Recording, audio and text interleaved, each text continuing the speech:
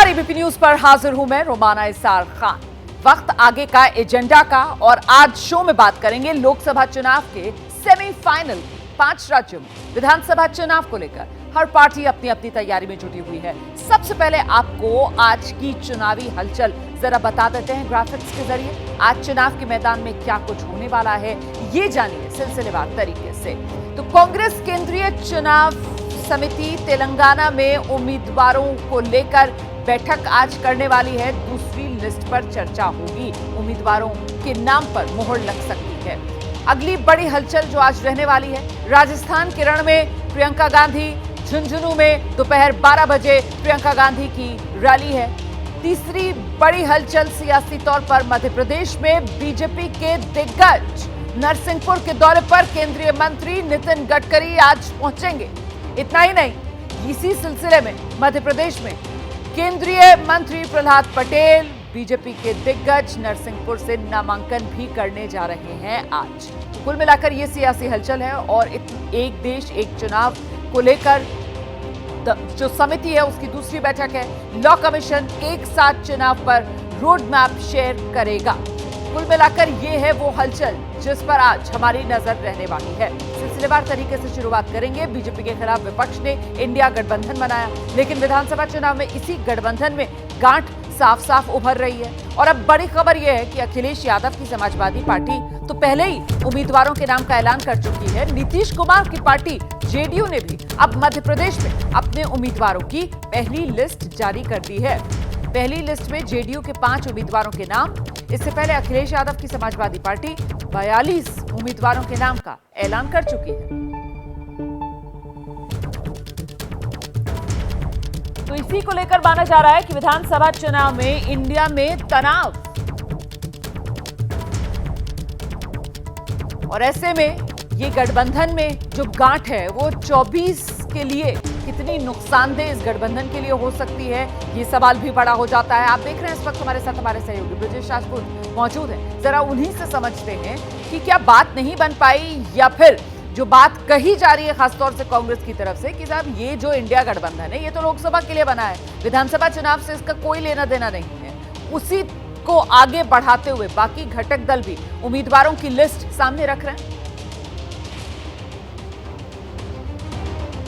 बिल्कुल रोमाना, ऐसा लग रहा है कि मध्य प्रदेश चुनाव में जो इंडिया गठबंधन के लोग हैं अपने अपने उम्मीदवार उतार के कांग्रेस पर दबाव बनाने की कोशिश कर रहे हैं कि यहाँ पे हमको हमारे साथ सीट शेयरिंग करिए, और यदि हमको यहाँ तवज्जो नहीं देंगे तो जब हमारे राज्य में विधानसभा चुनाव होंगे तो वहाँ हम भी आपको तवज्जो नहीं देंगे। जहाँ तक समाजवादी पार्टी की बात है, समाजवादी पार्टी ने 2003 में अच्छा चुनाव लड़ा था, तकरीबन 7% उसके वोट थे और 7 विधायक जीत के आए थे। उसके बाद से लगातार समाजवादी पार्टी का सिर्फ 1% वोट रहा है और पिछले चुनाव में भी सिर्फ 1% वोट के आधार पर उसको सिर्फ एक ही उम्मीदवार जीत के आया था, जो बाद में बीजेपी की तरफ चला गया। पहले कांग्रेस की तरफ आया, बाद में बीजेपी की तरफ चला गया।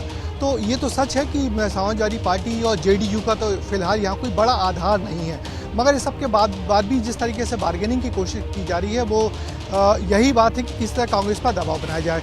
दिग्विजय सिंह ने से जब हम लोगों की बात हुई थी, उन्होंने कहा कि हम कांग्रेस वाले समाजवादी पार्टी को 4 सीट देने के लिए राजी थे, मगर वो 6 सीट मांग रहे थे, जिसके चलते बात नहीं बनी। और बात नहीं बनी, बात टूटी तो फिर इस कदर टूट गई कि कमलनाथ का बयान आया कि ये अखिलेश वखिलेश की बात छोड़िए, जिसके बाद से तनातनी बढ़ने लगी और बात यहाँ तक पहुँच गई। मगर जब भी कांग्रेस के नेताओं से बात होती वो यही कहते कि जो इंडिया गठबंधन है जो वो राष्ट्रीय स्तर के लिए है, विधानसभा स्तर पर तो वही पार्टी का हक रहेगा जिसका यहाँ पे दबदबा है, तो वही हो रहा है। जेडीयू ने 5 उम्मीदवार उतार जरूर दिए हैं, मगर जेडीयू का यहाँ कोई जनाधार नहीं है और कभी कोई जेडीयू का प्रत्याशी चुनाव जीता नहीं है मध्य प्रदेश में। जी बिल्कुल, ऐसे में इंडिया गठबंधन की वो जो एकता का दावा है उस पर सवालिया निशान लगता है ना। बहुत शुक्रिया आपका इस तमाम जानकारी के लिए ब्रजेश। और देखिए, उम्मीदवारों को लेकर ये जो इंडिया गठबंधन है इसमें जो घमासान मचा हुआ है, इसके बीच आपको बता देते हैं कि अब तक कहां कितने प्रत्याशी मैदान में किस पार्टी की तरफ से उतारे गए हैं, ये सिलसिलेवार तरीके से आप जान लीजिए। मध्य प्रदेश कुल सीट आप जानते हैं मध्य प्रदेश में 230 है। अभी तक बीजेपी की तरफ से 228 सीटों के लिए उम्मीदवारों का नाम का ऐलान कर दिया गया है। कांग्रेस ने 229 सीटों पर अपने उम्मीदवारों के नाम का ऐलान कर दिया है। 3 प्रत्याशी भी इस बीच कांग्रेस की तरफ से बदले गए हैं। छत्तीसगढ़ की बात की जाए तो बीजेपी की तरफ से 86 और कांग्रेस ने सभी 90 की 90 सीटों पर अपने उम्मीदवारों के नाम का ऐलान कर दिया है। वहीं राजस्थान में मामला जो है है अभी कांग्रेस का ज्यादा फंसा हुआ नजर आ रहा है, क्योंकि कुल सीट है 200 और राजस्थान में बीजेपी ने 124 उम्मीदवारों के नाम का ऐलान कर दिया है। कांग्रेस की तरफ से अभी सिर्फ 76 उम्मीदवारों के नाम का ऐलान ही किया गया है। और आप जानते हैं कि राजस्थान में 25 नवंबर को वोटिंग होगी, तारीख बदली गई वहां पर वोटिंग की। तेलंगाना में बीआरएस ने 117, कांग्रेस 55 और बीजेपी की तरफ से 52 उम्मीदवारों के नाम का ऐलान कर दिया गया है। कुल सीट वहां पर 119 है। तो तेलंगाना में कांग्रेस अब तक 55 उम्मीदवारों के नाम का ऐलान कर चुकी है और आज एक बार फिर टिकट को लेकर कांग्रेस बड़ी बैठक करने जा रही है। जो कांग्रेस की केंद्रीय चुनाव समिति है उसी की यह बैठक है। तो आज कांग्रेस केंद्रीय चुनाव समिति की बैठक दोपहर 12 बजे केंद्रीय चुनाव समिति की बैठक होगी। तेलंगाना में उम्मीदवारों की दूसरी लिस्ट को लेकर चर्चा होगी। अभी तक 55 सीटों पर कांग्रेस की तरफ से उम्मीदवारों के नाम का ऐलान किया गया है। हम सीधे आपको लेकर चलते हैं, मेरे साथ मेरे सहयोगी जैनेंद्र इस वक्त मौजूद है। जैनेंद्र, सूत्र क्या जानकारी दे रहे हैं? आज क्या बाकी बची सभी सीटों के लिए उम्मीदवारों के नाम का ऐलान कर दिया जाएगा या नहीं? अभी कुछ और इंतजार करना पड़ेगा? रोमाना, देखिए, उम्मीदवारों का ऐलान कब होगा इसको लेकर के तस्वीर साफ नहीं है, लेकिन तेलंगाना की 119 सीटों में से 55 सीटों पर कांग्रेस उम्मीदवारों का ऐलान कर चुकी है। कुछ और सीटें हैं जिस पर नाम तय हो चुके हैं। बची हुई जो 51 सीटें हैं उन पर उम्मीदवारों के नाम आज तय होंगे और इसमें सबसे अहम बात यह है कि मुख्यमंत्री केसीआर के खिलाफ, उनके बेटे केटीआर के खिलाफ कांग्रेस का कौन उम्मीदवार होगा ये आज की बैठक में तय होगा।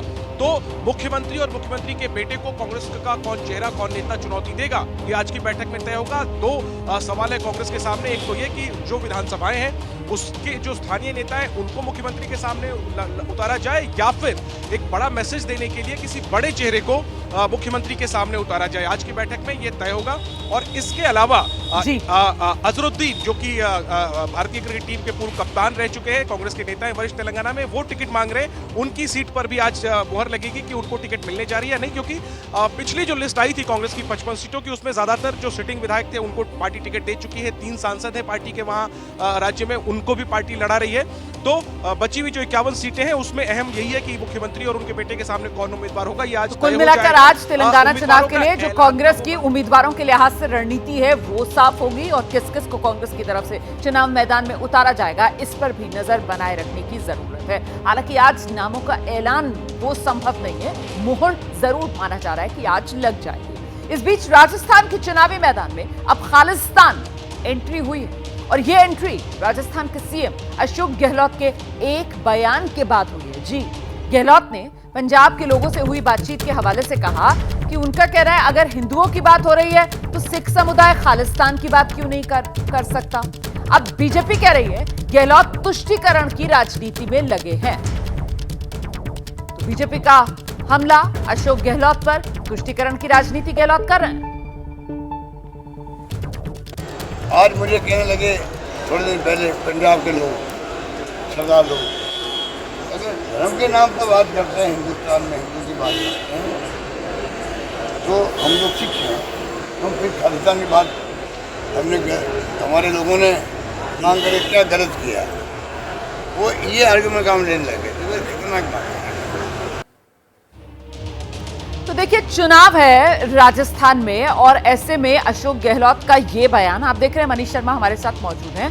मनीष, जो बीजेपी की तरफ से ये खालिस्तान वाला बयान जो दिया गया है अशोक गहलोत का, उसको तुष्टीकरण की राजनीति से जोड़ा जा रहा है। मेरा सवाल आपसे ये है कि राजस्थान की अगर बात की जाए तो सिख समुदाय वोटर के लिहाज से उसकी ताकत क्या है, जरा ये बताइए दर्शकों को। बिल्कुल रोमाना, अगर सिख समुदाय की बात की जाए तो राजस्थान का जो पाकिस्तान का सीमावर्ती इलाका और पंजाब से लगता हुआ खासतौर पर श्री गंगानगर, हनुमानगढ़ और इसके अलावा भरतपुर का एक बड़ा हिस्सा जो उत्तर प्रदेश के बॉर्डर से लगता हुआ है, वहाँ पर सिख समुदाय बहुत ज़्यादा संख्या में है। और खालिस्तान की बात कह करके अशोक गहलोत ऐसा लगता है बीजेपी के सीधे निशाने पर आए हैं, क्योंकि बीजेपी के नेता और केंद्रीय मंत्री गजेंद्र सिंह शेखावत ने पलटवार करते हुए कहा था कि लगता है अशोक गहलोत भूल गए कि उनकी महबूब नेता श्रीमती इंदिरा गांधी और बेअंत सिंह जो पंजाब के मुख्यमंत्री थे उनकी शहादत किस वजह से हुई। और अशोक गहलोत अगर ये भी भूल जाते हैं तो उन्हें ये भी याद रखना चाहिए कि इन्हीं नेताओं की बदौलत आज वो इस मुकाम तक पहुंचे हैं। तो अशोक गहलोत का ये बयान उनके लिए चुनावी समय में एक बहुत बड़ी परेशानी बन सकता है। जी रोमाना, मैं लौटूंगी आपके पास मनीष, रहिए मेरे साथ। आप जिस बयान का जिक्र कर रहे हैं, केंद्रीय मंत्री गजेंद्र सिंह शेखावत ने गहलोत के बयान पर सवाल उठाए। शेखावत ने कहा है कि हिंदुओं की तुलना आतंकी संगठन से करना ये ठीक नहीं है। गहलोत की सरकार ने कई हिंदू विरोधी फैसले लिए हैं, सुनिए जरा। जिस तरह से हिंदू पर्व और त्योहारों पर प्रतिबंध लगाया, अभी हाल ही में होने वाले नवरात्रि में होने वाले गरबा उत्सवों को जिस तरह से रोकने के षड्यंत्र किए गए, रामनवमी से लेकर के विभिन्न धार्मिक उत्सवों को मनाने पर प्रतिबंध लगाए गए, धारा 144 लगाई गई। वहीं दूसरी तरफ पीएफआई के जुलूस को ससम्मान पुलिस के संरक्षण में निकालने का पाप इस अशोक गहलोत सरकार ने किया है। ये सरकार के मुखिया हिंदुओं की तुलना और हिंदुओं के दमन की तुलना आज आतंकवाद से करने को मजबूर हुए। सीधे रुक करते हैं, मनीष शर्मा हमारे साथ मौजूद है। मनीष, कुल मिलाकर ये तो कहा जाएगा कि आग से खेलने का काम कर लिया यहाँ पर अशोक गहलोत ने और सीधे बीजेपी के निशाने पर अब आ गए। बिल्कुल, इसमें कोई दो राय नहीं। हालांकि केंद्रीय जल शक्ति मंत्री गजेंद्र सिंह शेखावत बीजेपी के एकमात्र नेता हैं जो कांग्रेस के इस मुख्यमंत्री यानी अशोक गहलोत को शुरू से निशाने पर लेते रहे हैं। लेकिन इस बार तो ऐसा लगता है कि अशोक गहलोत ने आत्मघाती गोल किया है। चुनाव के इस मौके पर इस प्रकार की बयान देना कि हिंदू संगठनों की तुलना खालिस्तान से करना खुद अशोक गहलोत और उनकी पार्टी के लिए एक बड़ी मुसीबत बन चुका है, क्योंकि खालिस्तान को लेकर के जिस तरीके का रिवाज हिंदुस्तान में देखने को मिला है उसे कोई भी बर्दाश्त नहीं करता। और ऐसे में अशोक गहलोत अगर पंजाब के कुछ नेताओं या लोगों की बात को आगे बढ़ाकर उनकी तुलना अगर हिंदूवादी संगठनों और हिंदुओं से करना चाहते हैं तो निश्चित रूप से ये कांग्रेस के लिए एक बड़ी मुश्किल की वजह भी बन चुका है। और अब बीजेपी इस पूरे मौके को छोड़ना नहीं चाहती और गाए बगाए अशोक गहलोत अपने इस बयान को लेकर बीजेपी के नेताओं के निशाने पर लगातार आते रहे हैं। जी रोमाना, आप रहिए मनीष, मेरे साथ में लौटूंगी आपके पास। देखिए, इस बीच एक और बड़ी खबर आपको बता देते हैं, राजस्थान से ही है। प्रियंका गांधी आज राजस्थान पहुंचने वाली हैं चुनावी रैली के लिए। दरअसल प्रियंका गांधी की ये जो रैली है वो राजस्थान के झुंझुनू इलाके में होगी। तो राजस्थान के चुनावी रण में प्रियंका गांधी की ये एंट्री, झुंझुनू में प्रियंका गांधी रैली करने जा रही हैं। मनीष हमारे साथ लगातार बने हुए हैं। मनीष, राजस्थान के रण में प्रियंका गांधी, किस तरीके की उम्मीद कांग्रेस पार्टी प्रियंका से कर रही है और खासतौर से झुंझुनू में जो रैली करवाई जा रही है? रोमाना, बहुत ही इंटरेस्टिंग बात यह है कि झुंझुनू राजस्थान का वो इलाका है जो जाट बाहुल्य समझा जाता है। और सबसे अहम बात, केंद्रीय मंत्री रहे शीशराम ओला की आज मूर्ति का अनावरण है। और शीशराम ओला का नाम महिला शिक्षा के लिहाज से राजस्थान में चंद उन लोगों में शामिल हैं जिन्होंने महिला शिक्षा को बढ़ावा देने के लिए कई शिक्षण संस्थान शुरू किए। प्रियंका गांधी वहां आ रही है और उसके ठीक पहले अशोक गहलोत जो राजस्थान के मुख्यमंत्री हैं, उनका एक ट्वीट कि महिलाएं आप ज्यादा से ज्यादा संख्या में इस सभा में आए क्योंकि प्रियंका गांधी महिलाओं के लिए कोई बड़ा ऐलान कर सकती हैं। आपको याद होगा रोमाना, कर्नाटक चुनाव के पहले कांग्रेस ने महिलाओं के लिए 2000 रुपए की मासिक सहायता की घोषणा की थी। तो ऐसे में बहुत संभावना है इस प्रकार की कि आने वाली सरकार के हवाले से प्रियंका गांधी इस बात को कहें कि महिलाओं के लिए राजस्थान में कोई सहायता राशि दी जा सकती है। अशोक गहलोत का ट्वीट भी इसी और संकेत। बिल्कुल इस पर नजर बनाए रखने की जरूरत है, जिसका जिक्र मनीष कर रहे थे कि चुनावी माहौल में प्रियंका गांधी जब आ रही हैं तो क्या कर्नाटक की तर्ज पर यहां पर भी खास तौर से महिलाओं को लेकर किसी तरीके का कोई चुनावी वादा कांग्रेस की तरफ से किया जाता है? अगली बड़ी खबर का रुख करते हैं। एक देश एक चुनाव को लेकर जो कमेटी बनी है, आज उसकी दूसरी बैठक होने जा रही है और आज की बैठक में लॉ कमीशन को बुलाया गया। इससे पहले हुई बैठक में एक देश एक चुनाव को लेकर सभी दलों की राय मांगने पर सहमति बनी थी। अब लॉ कमीशन के साथ ये जो कमेटी बनी है इसकी बैठक होगी। दूसरी बैठक है ये जो होने जा रही है। पूर्व राष्ट्रपति रामनाथ कोविंद की अध्यक्षता में ये कमेटी बनी है एक देश एक चुनाव को लेकर जो मंथन करने में जुटी हुई है।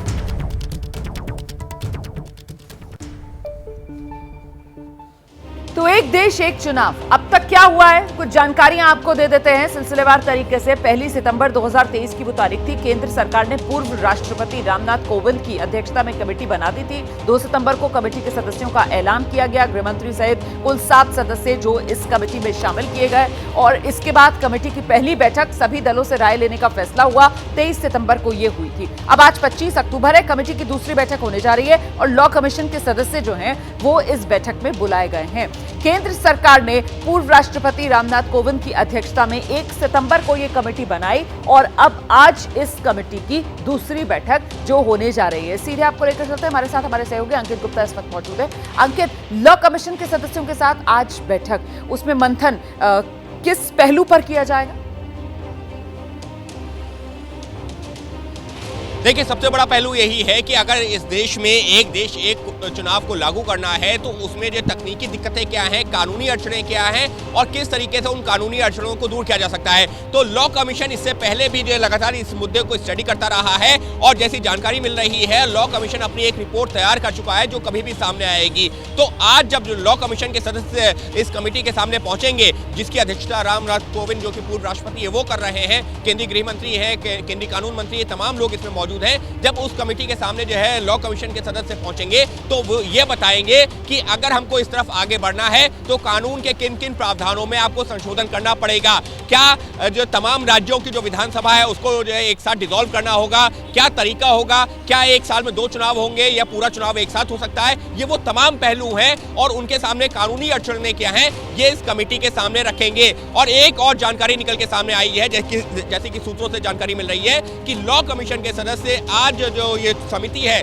इसको ये बता सकते हैं कि 2024 में तो ये मुमकिन नहीं है, लेकिन 2026 में जब एक बार डिलिमिटेशन का काम पूरा हो जाता है तो 2029 में एक देश एक चुनाव की तरफ आगे बढ़ा जा सकता है। बहुत शुक्रिया, आपका नजर बनाकर रखिएगा, आगे आपसे अपडेट जरूर लेंगे। दिल्ली में वायु प्रदूषण का स्तर खतरनाक हो चुका है। दिल्ली के पर्यावरण मंत्री गोपाल राय का बयान सामने आया है। वो कह रहे हैं कि 2.5 पीएम की मात्रा बढ़ रही है। ये गोपाल राय की तरफ से कहा गया है। 30 अक्टूबर के बाद हालात और बिगड़ने के आसार हैं क्योंकि 30 तारीख तक दिल्ली के आसपास पराली भी जलाई जाएगी। इस वजह से ये आशंका बनी हुई है कि 30 अक्टूबर के बाद दिल्ली और आसपास हालात और बिगड़ेंगे। पीएम 2.5 की मात्रा बढ़ रही है, ये कहना है गोपाल राय का। दिल्ली में AQI लगातार 300 के पार ही बना हुआ है इन दिन। 2 दिन पहले दिल्ली में AQI का जो स्तर था वो 300 के पार चला गया था।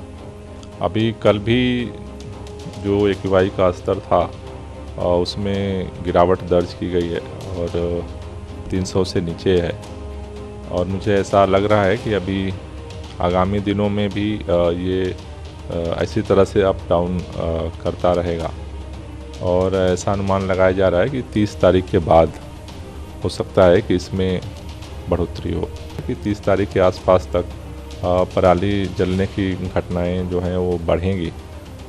अब इसमें ये देखने वाली बात है कि जो पंजाब के अंदर जिस तरह के मेजर्स लिए गए हैं उनका कितना इम्पैक्ट होता है, ये तो अभी आगे देखने वाली बात है।